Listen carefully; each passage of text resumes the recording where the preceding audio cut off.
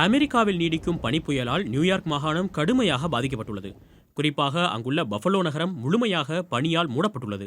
45 ஆண்டுகளில் இல்லாத அளவுக்கு இந்த பகுதியே பனியால் நிரம்பியுள்ளது.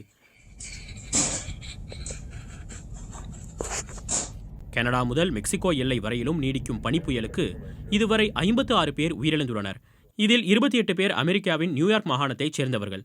குறிப்பாக பஃபலோ நகரை பனி மூடியதால் கடுங்குளிரில் உறைந்து இறந்து போனவர்கள் அதிகம். சிலர் கார்களில் இருந்தபடியே மரணத்தை தழுவியுள்ளனர்.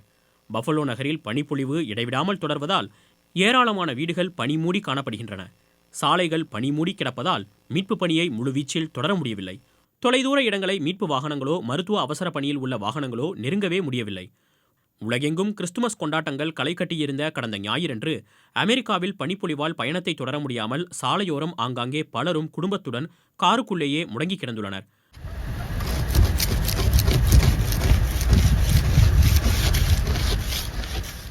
Vermont, Ohio, Missouri, Wisconsin, Kansas, Colorado ஆகிய மாகாணங்களிலும் பனிப்புயல் தொடர்பான மரணங்கள் பதிவாகியுள்ளன.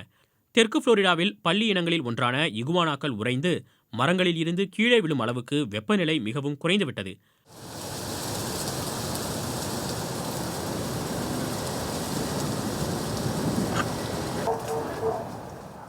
மிகவும் மோசமான வானிலை காரணமாக சமீப நாட்களில் சுமார் 15,000 விமானங்கள் ரத்து செய்யப்பட்டதாக விமானங்களை கண்காணிக்கும் தளமான flightaware.com தெரிவிக்கிறது.